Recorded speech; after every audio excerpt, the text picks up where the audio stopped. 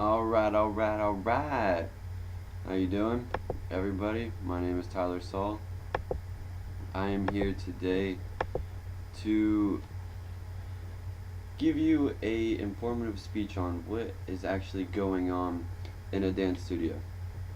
Let me start off with a little story. I'm 19 years old, and this summer I was looking for a job, and I happened to be going through Craigslist, and I ended up finding a ad that said dance instructors needed and will train.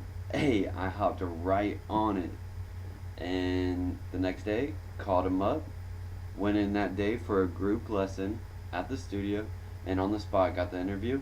And now it has been 2 months since I've been dancing, and now I am certified to be a dance instructor for Latin and rhythm dancing.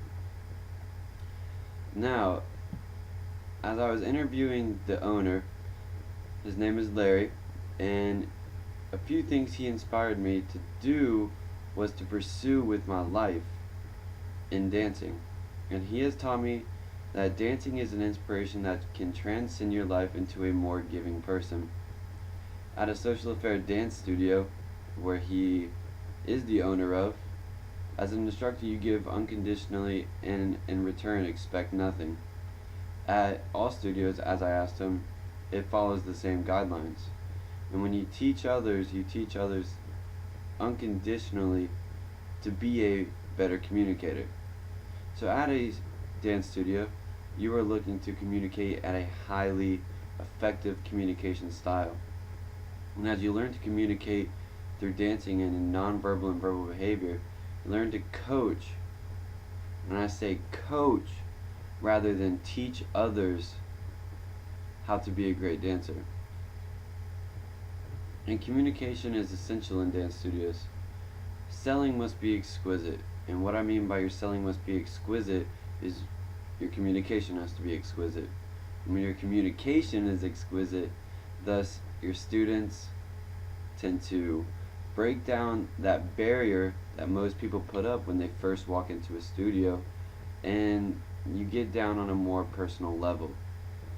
Now in all studios, yes, what they try to do is they try to break down that fear barrier, and they try to build you up into a new social competent level to where you can be the dancer that you want to be. In all dance studios, like I've learned from Larry and from addictedtosalsa.com, which is a YouTube subscription, they say that dancing can be very intimidating walking through those doors. But once you do it and people acknowledge you and treat you the way that you want to be treated as a dancer, then things start to unfold, the barrier breaks down, and you start to love dancing. So why should you become a dancer? I asked Larry this, and he told me people don't come into a dance studio to learn cha-cha. No. What they do is they come into a dance studio to feel the social environment of being around people and having that fellowship with people that share the same common interest.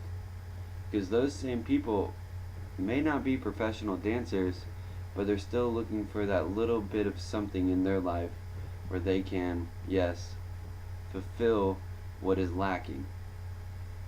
And also, I've learned that from a website from Google that people go to dance studios to rekindle their marriage. Larry can also vouch for me on this one, that whenever you go into a dance studio, you have your guy who has his golf and the woman who has her hobbies, and there's no connection in the middle, and they say, hey, let's give dancing a try.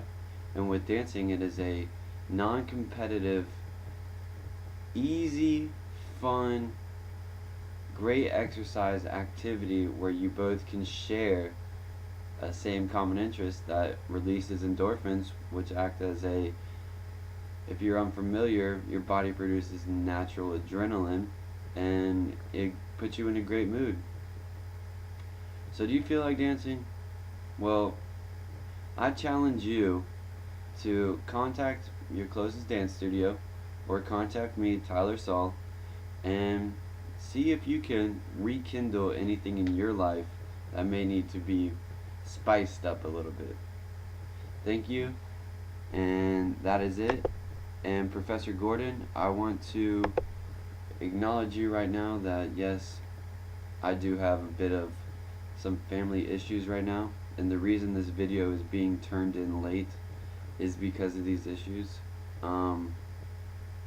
If you were unaware, I was in the Bahamas and I just got back, and me and my mom, she set it up to where we were gonna have an audience of 5 people. Well,